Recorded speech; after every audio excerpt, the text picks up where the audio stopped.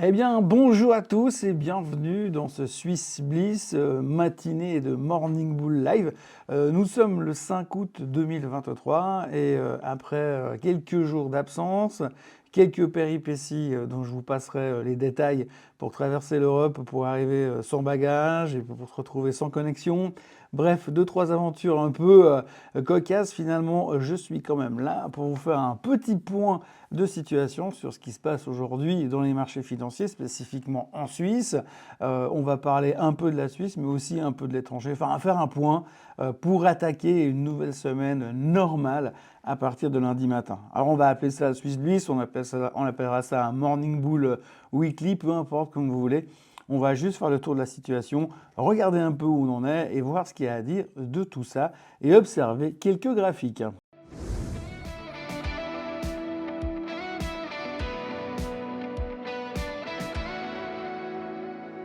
Le point le plus important de la semaine, bien évidemment, c'est le downgrade de la note des États-Unis. Donc on est passé de AAA chez Fitch à AA+. Alors, une grosse panique aux États-Unis, énorme scandale bien sûr, parce que c'est pas le genre à vraiment supporter ce genre d'accusation ou de reproche. Finalement, on leur dit que la qualité de leur dette est moins bonne et ça choque. Ça choque les investisseurs, ça choque le marché américain, bien sûr, parce qu'ils n'ont pas envie d'entendre ça. Pourtant, on peut quand même se dire que vu ce qui s'est passé comme, allez, bordel depuis le début de l'année avec la dette américaine, qui va nous retomber dessus dans 2 ans lors des prochaines élections américaines, enfin, après que le nouveau président qui arrivera au pouvoir, on a quand même de quoi s'inquiéter sur la qualité de la dette. On voit que le crédit augmente de manière conséquente, on voit que les gens sont endettés jusqu'au cou pour pouvoir consommer et pour pouvoir maintenir cette espèce de machine de consommation et de croissance qu'est le consommateur américain.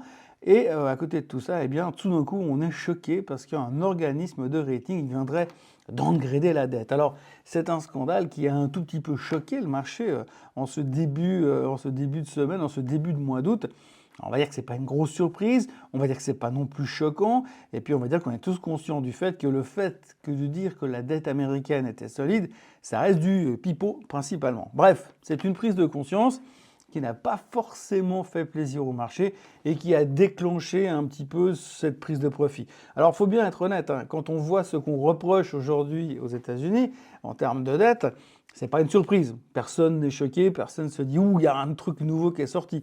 Simplement qu'aujourd'hui, vu à l'altitude où nous nous trouvons sur les indices, eh bien, ça paraît plutôt logique que l'on puisse simplement prendre les profits. Et puis, c'est la première occasion, on saute dessus pour vendre le marché. C'est plutôt ce qui s'est passé en liaison avec la dette américaine et ce downgrade de chez Fitch. Autrement, les publications du trimestre, eh bien, ça continue. Alors, si on peut qualifier tout ça, eh bien, on dira, bah, ça va, les gars, c'est bon, tout va bien.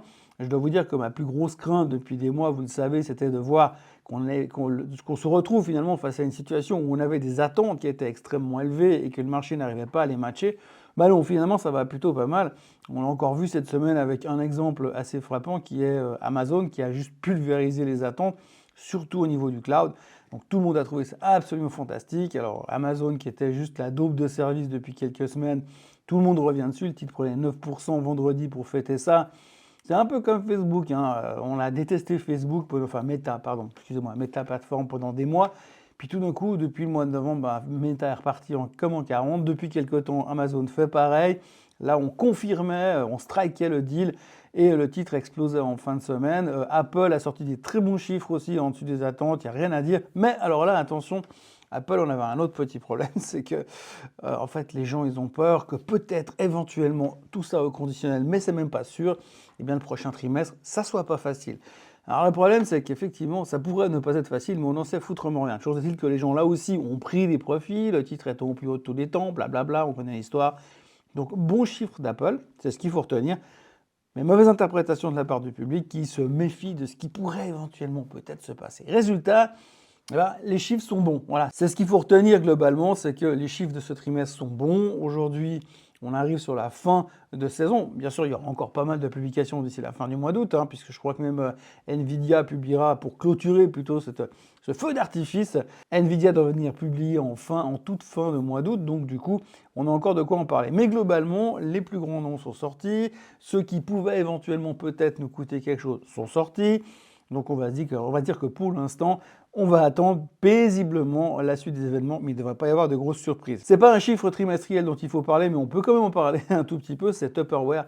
Tupperware qui a trouvé un accord pour la restructuration de sa dette, et puis dans la foulée, le titre a pris 90%. Ouais, c'est juste pour fêter ça. C'est rien, c'est pas grave, c'est juste que encore c'est un même stock, hein, donc tout le monde a assez sauté dessus.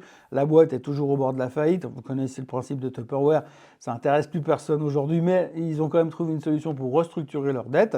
Et puis, eh ben, le titre a pris 90% vendredi. Bon, ça fait plus de 600 ou 700% de hausse depuis qu'on a commencé à s'exciter dessus, donc on repart un tout petit peu dans les délires.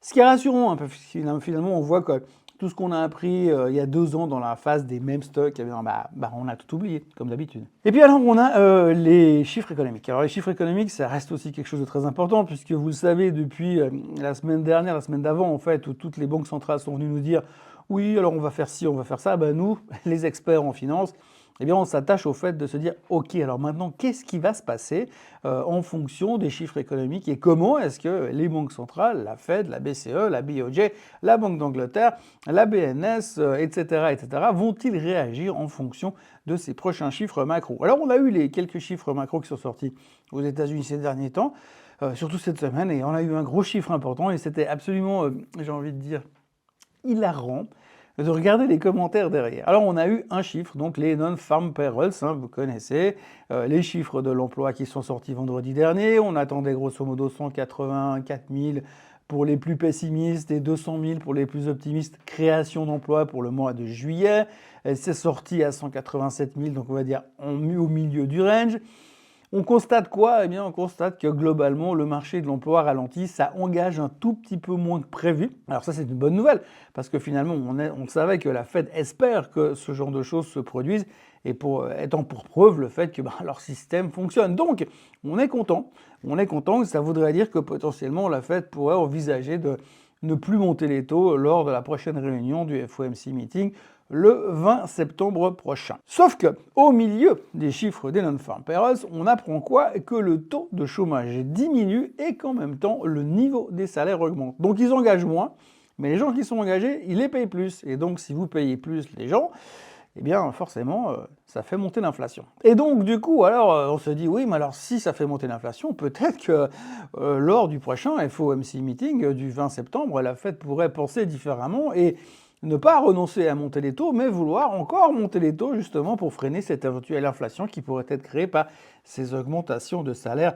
injustifiées. En tout cas, justifiées pour ceux qui les touchent, mais injustifiées pour les investisseurs et le système économique. Donc du coup, on se retrouve dans une situation à nouveau assez atypique, puisque d'un côté, vous avez un chiffre qui est pas très bon, donc rassurant pour la Fed, mais à l'intérieur de ce même chiffre, vous avez autre chose qui est très bon et pas forcément positif pour l'avenir de la Fed. Bref, comme d'habitude, il y a une chance sur 2 que la Fed fasse quelque chose de bien et une chance sur 2 que la Fed fasse quelque chose de mal. Résultat, il faudra attendre les prochains chiffres économiques. Ça tombe bien parce que la semaine prochaine, je crois qu'il y a 2-3 trucs sur l'inflation également. Donc voilà, en gros, ce qu'il faut retenir cette semaine, c'est que le marché s'est un peu écrasé, calmé, revenu en arrière. Alors, c'est pas non plus des catastrophes, hein, on va le voir sur les performances et sur les graphiques dans quelques instants, mais quand même, on a de nouveau 2-3 doutes qui se pointent. Pourtant, globalement, tout va bien. Économiquement, ça se passe plutôt pas mal. Les résultats du trimestre sont plutôt pas mal. Il n'y a rien d'extraordinaire, mais ça fonctionne toujours plutôt bien. On commence à se demander quels seraient les catalystes qui permettraient d'aller chercher beaucoup plus haut, parce que on sent quand même que tout le monde est en train de se dire « Est-ce que ça va suffire, ça va suffire ?» Ce qui est positif dans tout ça, c'est que vous avez de nouveau, enfin positif ou négatif, ça dépend si on est contrariant ou pas, vous avez quand même de plus en plus de gens qui sont en train de tourner la veste. Hein. Vous vous souvenez, depuis quelques semaines, je vous dis oui, tous les gourous sont négatifs, tout le monde dit qu'on va s'en prendre une, tout le monde dit qu'on va avoir une récession. Et là, petit à petit, tous les convaincus de la récession sont en train de tourner la veste. Hein. Ils sont en train de se convertir. Et on a encore eu en fin de semaine JP Morgan qui était ultra convaincu qu'on aurait une récession en 2023, qui sont en train de dire que ouais non mais 2023 ça va pas le faire. Mais bon, on n'exclut pas qu'on reviendra sur le sujet en 2024. Néanmoins, ils sont en train de tourner la veste. Donc ça fait un de plus qui est en train de nous dire ouais, finalement, je suis moins bearish que j'ai été bearish jusque-là, donc maintenant, il faut juste aller avec la tendance. Alors, de deux choses l'une, hein. Soit c'est une bonne nouvelle parce que tout le monde est en train d'aller avec la tendance et que donc ça va continuer à monter, ou alors c'est simplement qu'on est en train de devenir tous ultra bullish, et quand tout le monde sera ultra bullish, quand votre chauffeur de taxi vous dira ce qu'il faut acheter, quand votre garçon de café commencera à ouvrir des comptes sur les plateformes de trading et vous donnera des conseils lorsque vous irez manger à ses côtés, eh bien à ce moment-là, vous pourrez commencer à vous dire qu'on est en train d'exagérer à la hausse. Mais pour l'instant, eh bien, tout le monde est en train gentiment de prendre le même train en direction de la hausse. Et c'est assez symptomatique parce que vous avez de plus en plus de gens qui tournent la veste, mais en même temps, c'est la première semaine depuis 3 semaines où finalement on n'arrive pas à terminer dans le vert. Ce qui nous amène donc aux performances du mois de cette semaine-là qui vient de se terminer. Donc vous le voyez, tout d'abord, ce qu'il faudra retenir dans le sens négatif, c'est le SOX qui est la pire performance de notre liste pour la semaine, hein, moins 4%, donc on sent qu'il y a quand même pas mal de pression sur les semi-conducteurs. Et puis après le reste, eh bien, ça suit dans l'ordre, hein. Le DAX qui s'est fait allumer parce qu'ils étaient au plus haut de tous les temps, prise de profit. Le Nasdaq, pareil, on revient en bas du trend, on va le voir sur le graphique après. Le S&P, moins 2,27%, le Dow, moins de 25%. Bon, vu les performances là, depuis le début de l'année, eh bien, ça va. Si on regarde le CAC 40, moins 2,16, on est revenu dans le trend descendant, on va le voir tout à l'heure. La Suisse, moins 1,94%. Alors, on fait moins pire que les autres, mais en même temps, quand ça monte, on monte pas, donc c'est toujours un petit peu pénible. Et puis le Bitcoin qui se traîne, l'or qui n'arrive pas définitivement à passer les 2000. Et puis on terminera surtout, et très important, et on conclura d'ailleurs cette émission avec ça, c'est le pétrole qui termine en hausse de 2,56%. Et là, à mon avis, on va commencer à se faire du souci. Puisqu'on est quand même un peu dans le Swiss Bliss, faisons un point sur les performances de la semaine. Sika en tête, plus 2,8% sur le SMI. Et Swisscom à la casse, moins 6,35. On va y revenir tout à l'heure. Puis autrement, le reste, Swiss Re qui a publié des bons chiffres mais qui n'ont pas satisfait l'indice, Nestlé qui perd 3%, Roche et Novartis qui se tirent la bourre à moins 1,5% plus ou moins. Bref, une petite semaine qu'on préférera oublier probablement sur le marché suisse. Ok, on passe donc sur l'analyse technique, le point technique plutôt, la photo technique des marchés avec le SMI. On commence tout de suite avec notre trend de base qui est donc toujours bien présent. Vous voyez nos 3 cercles ici. On n'est pas revenu tester les bas du range pour l'instant à 10 700, mais on termine la semaine à 11 098 avec un joli petit reversal qui est plutôt optimisme en termes de trading, mais autrement rien de spécial à signaler, si ce n'est effectivement une mauvaise semaine, puisque la semaine dernière on titillait les 11 400 et que cette semaine on peine à rester en dessus des 11 100 sur le SMI. On oscille toujours dans cette zone autour de ces deux moyennes mobiles, hein, que la 50 ici et la 200 là, et c'est vraiment la question, est-ce qu'on arrive à terminer la semaine en dessus ou en dessous? On espère qu'on y verra un peu plus clair la semaine prochaine, mais ça reste quand même un tout petit peu crispé pour l'instant, avec peu d'engouement en tout cas sur les titres suisses. Pour ce qui est de nos amis français et voisins, le CAC 40 est toujours en train de se battre avec cette tendance baissière, qui est très très bien dessinée avec nos 2 barres rouges ici et là. Vous voyez qu'on est revenu de nouveau en dessous de cette tendance, à l'intérieur de cette tendance. On était bien sorti la semaine dernière. Ça représente un petit peu la même chose sur tous les indices, hein. Pour l'instant, on était bien sorti la semaine dernière et cette semaine, on est retourné dans le range parce que la dynamique américaine n'a pas suffi à continuer. Au niveau du DAX, le DAX, c'est bien pareil, je vous en parlais tout à l'heure. On a tapé les plus hauts et puis on est revenu en dessous du support. Alors pour l'instant, notre objectif, c'est toujours de retourner là-bas. Mais on voit qu'on a échoué et c'est marrant, encore une fois. Alors, on a été chercher un plus haut historique, ça c'est clair. Mais vous voyez qu'à chaque fois qu'on est venu en dessus, autour des 16 400, à chaque fois on a eu des volumes vendeurs absolument monstrueux qui remettent l'indice quasiment 600, 700 points plus bas avant d'essayer de repartir. Alors, je ne sais pas à quel niveau on va venir se repositionner long sur le DAX. Est-ce qu'il faudra se dire qu'on va peut-être refaire quelque chose de constructif à partir de là? J'en sais rien. Mais en tous les cas, c'est vrai que le DAX a l'air de vouloir continuer à traiter pour l'instant dans ce range sans réussir vraiment à sortir ni par le haut ni par le bas. Donc ça, c'est le point sur le DAX. Si on regarde le S&P 500, alors on était sorti brièvement de cette tendance qui vient par là, hein, donc cette grande tendance. On était sorti par le haut, on revient dessous. Ce qui est un petit peu embêtant, c'est qu'on avait cette accélération qui s'est cassée, on a cassé le momentum en revenant dedans. On va aller chercher probablement les 50 jours ici. Et puis après, on va voir si on est en train de revenir sur cette tendance de base qu'on avait là, pour espérer repartir à la hausse. Mais enfin, pour l'instant, ça dépendra bien sûr des résultats, des chiffres économiques et des interprétations que nous en faisons. Sur le Nasdaq, on a toujours cette tendance de base. Donc, comme on l'a dit hier, il y a eu à boire et à manger au niveau des technos. Apple a pesé fortement sur le secteur la semaine dernière avec sa baisse après la publication des résultats. Microsoft continue d'être un peu à la peine. Google ne monte plus, il avait fait son move avant. Donc c'est clair que dans cet environnement-là, quand vous avez ce genre de choses, eh bien pour l'instant, on fait une petite pause sur le secteur techno. Au niveau du Nasdaq, il faudra bien sûr surveiller le bas de la tendance qui va plus ou moins être corrélé avec la moyenne mobile des 50 jours. Donc surveillez bien les 15 200 qui devrait être un point d'inflexion important pour qu'on ne le casse pas à la baisse. Sinon, ça pourrait être un danger de nous voir sortir par ici. Et pour l'instant, on a encore bon espoir que ça tienne le coup. Semi-conducteur index, pression un peu sur la tech. Donc, qui dit pression sur la tech, dit pression sur les semi-conducteurs. Nous, on regardera de toute façon cette zone-là, qui est la zone des 3640 sur ouais, 3600, on va dire 3600 sur le SOX. Tant que cette zone-là tient, c'est plutôt encourageant. Bien sûr, on aurait préféré rester dans la tendance haussière qu'on avait là-bas. Mais pour l'instant, on bagarre ici. On a AMD qui a bien tenu la semaine dernière. Donc, on peut continuer à se dire que ça va. Personnellement, si on avait le SOX qui venait se casser aussi en dessous des 3600, ça commence à glisser ici. Il faudra faire attention parce que vous l'avez vu, autant ce genre de configuration haussière vont très vite. Autant ce genre de configuration baissière vont très vite également. Donc, il faudra se méfier des éventuelles ruptures de support à la baisse.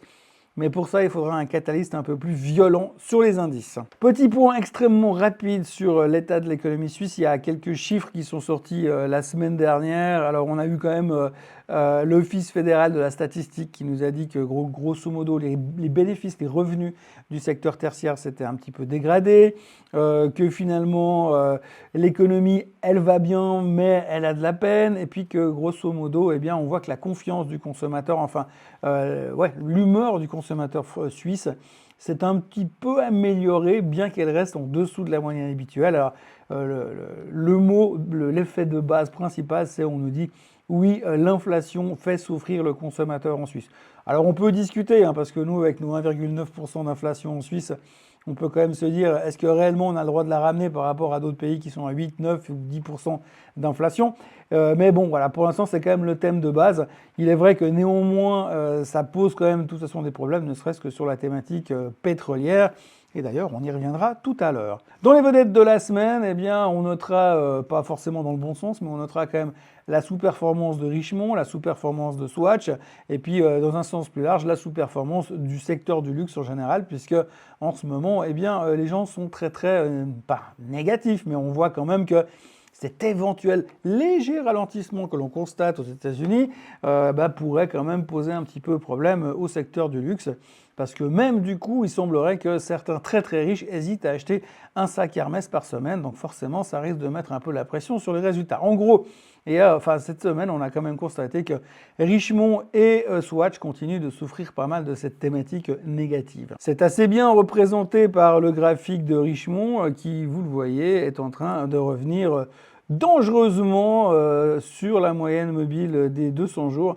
Au niveau des 135 francs. Et ce serait quand même plutôt rassurant si on pouvait éviter de venir la casser. Là aussi, vous le voyez sur Swatch. Alors là, on est revenu gentiment sur le bas du range, cet immense range dans lequel nous sommes, sur la zone des 264-265. Donc pour ceux qui ont envie de jouer quelque chose, il faudra se préparer peut-être à remettre les pieds dedans sur les 265 francs suisses. Sur la Swatch Porter en se disant que potentiellement on va continuer à remonter tranquillement. Alors faut pas non plus s'attendre à qu'elle nous fasse un truc comme ça, mais par contre peut-être qu'on va construire sur le long terme.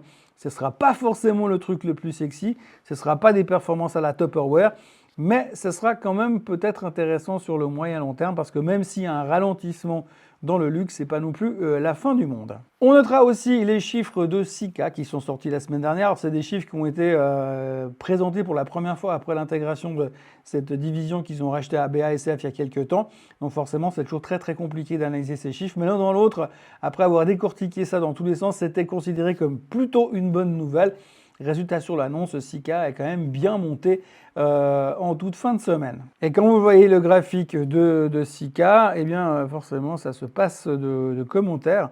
Ça se passe de commentaires puisque vous voyez cette journée assez spectaculaire de vendredi qui renvoyait le titre quasiment au plus haut de ces dernières semaine. Puisque l'on parle de résultats trimestriels, regardez ce chart, eh bien c'est Swisscom. Alors Swisscom, inutile de vous dire que les résultats n'ont pas été accueillis avec du champagne et des cotillons. Donc mauvais résultat, déception chez Swisscom, downgrade en fin de semaine. Bref, tout y est. Le titre est passé de 560 francs à 530 francs. Alors comme d'habitude, Swisscom est un payeur de dividendes, c'est le titre le plus boring du SMI. En général, quand il est dans une tendance baissière, eh bien, il va aller chercher les bas de la tendance. Donc normalement, si on prend un peu l'historique du titre, on devrait le voir redescendre relativement loin de sa moyenne mobile des 200 jours autour du bas de dans cette zone-là. Et puis une fois qu'on sera par là, on pourra commencer à racheter pour se faire le nouveau trend haussier. Alors perso, je déteste le titre, je déteste la société. Je suis pas du tout un fan et j'ai jamais réussi à gagner le moindre centime sur cette boîte-là. Mais on le voit par la force des choses que ça fonctionne très bien en range. On va aller probablement croiser la moyenne mobile des 200 jours et des 50 jours qui va nous donner une dead cross, ce qui va nous dire que Swisscom devrait aller un peu plus bas. Donc on en reparlera, on va dire, allez, on peut mettre une alerte autour des 475 pour quand on sera par là, peut-être en se disant c'est peut-être le moment de remettre les pieds dedans, mais en attendant, comme disait l'autre, never catch a falling knife, ou ne rattrapez jamais un couteau qui tombe. Toujours dans la période des résultats, on parlera de Swiss Re qui a publié des bons chiffres, meilleurs que les attentes, surtout au niveau des sinistres, qui leur ont coûté moins cher que d'habitude, des bons résultats au niveau du placement. Alors les sinistres catastrophes naturelles étaient moins violents, malgré ce qu'on peut voir à la télé, étaient moins violents que l'année précédente, donc du coup ça leur a coûté moins cher. Néanmoins, ça n'a pas forcément plu au marché. Alors moi je dis toujours Swiss Re, il faut la jouer comme une action, presque comme une obligation, parce qu'aujourd'hui vous avez du 7,18% de rendement sur le dividende, donc vous l'achetez sur faiblesse, vous prenez vos dividendes, vous attendez et un jour vous reverrez votre argent ou vous gagnerez sur la performance mais en plus sur les dividendes. Pour le reste, l'interprétation des chiffres de Swiss Re en fonction de l'état des catastrophes naturelles et de la perception du marché, c'est toujours très compliqué à jouer. Donc jouez plutôt l'aspect dividende et concentrez-vous sur le long terme. Oui, je sais, le long terme c'est difficile parce que personne ne sait faire ça ou plus personne ne sait faire ça. Mais néanmoins, ça peut valoir la peine d'avoir ce genre d'action dans le portefeuille tant que le dividende reste qu'il est, et pour l'instant, c'est le cas. Encore un autre exemple d'interprétation des résultats, Adecco qui a publié des résultats, on va dire, qui étaient qualifiés en tout cas de BOF, en 3 lettres, B-O-F, mais vous voyez que finalement Adecco s'en sort pas trop mal cette semaine. Bon, il faut dire que là d'où elle revient, il y avait de quoi récupérer, mais néanmoins, c'est vrai que les chiffres n'étaient pas extraordinaires en termes de croissance, même s'il y a quand même pas mal d'engagement à droite à gauche pour ce qu'on voit dans les chiffres économiques, eh bien Adecco terminait une semaine relativement constructive avec des chiffres qui étaient quand même relativement timides, il faut le dire. Et puis on parlera aussi du combat fratricide du moment, puisqu'apparemment Genentech, qui est une filiale de Roche, a attaqué Sandoz, qui est une filiale de Novartis aux États-Unis, parce que soi-disant ils auraient utilisé, abusé, piqué simplement un brevet sur un médicament qui s'appelle l'Esbrit pour un médicament pulmonaire, un médicament de Roche donc Roche Genentech attaque Sandoz Novartis par rapport à ça. C'est vrai qu'autant se foutre sur la tronche entre Suisses, ce sera beaucoup plus constructif sur le long terme, bien évidemment. Bref, c'est aux États-Unis, donc comme ça se passe aux États-Unis, on ne sait jamais comment ça va se terminer. En termes de sanctions, ça n'a pas eu grand impact sur le marché cette semaine, mais il faudra quand même le retenir dans un coin de nos carnets de trading. Je terminerai encore cette émission aujourd'hui par quelque chose qui me tient à cœur, le pétrole. Alors aujourd'hui, on est tous d'accord de se dire que l'inflation est sous contrôle, que les banques centrales ont réussi à faire ce qu'il fallait faire, que tout va dans la bonne direction et que récession il n'y aura pas. Par contre, alors de l'autre côté, eh bien, on a toujours un pétrole qui continue à se comporter de manière extrêmement spectaculaire. Alors vous voyez, nous sommes à 83 et des poussières sur le WTI aux États-Unis. Donc, alors quand on regarde la performance du brut, eh bien, évidemment que c'est déjà spectaculaire pour voir la tendance que l'on prend en termes d'accélération. On arrive quand même gentiment à des niveaux de résistance qui sont assez intéressantes. Il faudra voir si on arrive à passer les 84 $, mais ensuite, comme disait l'autre, la porte sera ouverte à toutes les fenêtres si on venait casser ça. Je vous laisse imaginer les impacts aussi sur la consommation énergétique dans le monde, pas uniquement aux États-Unis, mais dans le monde en général. Ce qui est assez intéressant, c'est que la semaine dernière, le pétrole a été relativement secoué pour terminer en boulet de canon, parce qu'encore une fois, l'Arabie Saoudite, qui n'est pas un petit joueur dans le monde du pétrole, a confirmé son intention de couper et de continuer à réduire sa production pétrolière pour maintenir les prix à un niveau correctement relativement élevé. Et puis en plus de ça, on notera aussi qu'aux États-Unis, les inventaires sont en chute libre. Donc ça veut dire que les réserves pétrolières globales que les Américains ont à disposition sont en train de fondre comme neige au soleil. Donc s'ils ont besoin de les remplir, surtout pendant l'été où beaucoup de gens conduisent, beaucoup de gens roulent, on appelle ça la driving season aux États-Unis, eh bien il va falloir quand même remettre du pétrole dans les réservoirs. Et donc en allant en acheter beaucoup plus ailleurs, on ne va pas forcément aider à faire baisser le prix. Donc potentiellement, eh bien ça pourrait faire monter le prix aussi encore un peu plus haut. Et le problème, c'est que si le prix du baril monte, le prix de l'essence il monte. Et je rappelle quand même, comme je vous l'avais dit la semaine dernière, qu'aujourd'hui le prix du plein d'essence, du gasoline aux États-Unis est au plus haut depuis le mois de novembre. Donc ça fait très longtemps qu'on n'avait plus vu des prix pareils au niveau de l'essence. Et donc, ce qui veut dire qu'à un moment donné, il pourrait y avoir quand même une toute petite répercussion sur la problématique de l'inflation. Bah oui, forcément, hein, si vous commencez à claquer beaucoup plus d'argent dans votre réservoir d'essence, bah du coup, il va falloir couper les dépenses ailleurs. Et donc ça, c'est pas forcément très bon pour la croissance économique. Mais en même temps, il y a aussi le fait que le pétrole fait partie du basket qui pousse aussi l'inflation à la hausse. Donc on est en train de se retrouver dans une situation quand même assez épique, puisque finalement tout le monde nous dit oui, c'est bon, l'inflation est sous contrôle, mais à côté de ça, vous avez le baril qui est en train de partir à toute vitesse, pour l'instant. Alors je changerai d'avis si tout d'un coup la semaine prochaine on termine la semaine à 72 $, mais pour l'instant à 83 $, on peut commencer à se poser des questions. Et ce qui est fou, assez fou, dans mon sens, c'est que personne n'en parle. Alors peut-être que je suis le seul idiot à voir que le pétrole continue à monter et que ça pourrait poser un problème à un certain moment, mais pour l'instant, on parle d'inflation, de contrôle, de maîtrise des banques centrales, mais le pétrole, tout le monde s'en tape, et pourtant, il continue à monter. Voilà ce que l'on pouvait dire pour cette semaine, qui aura été assez spécifique pour moi. Je vous raconterai mes histoires de voyage une autre fois. Mais enfin, pour l'instant, toujours est-il que je suis de retour dans une configuration à peu près normale. Donc, je vous souhaite d'ores et déjà un excellent week-end. N'oubliez pas de vous abonner à la chaîne Swissquote en français, parce que je suis de retour pour de vrai, comme d'habitude, dès lundi matin. Et passez une excellente journée, profitez bien, bon trading, bons investissements. Et je me réjouis déjà de vous retrouver lundi matin en pleine forme. Bye bye.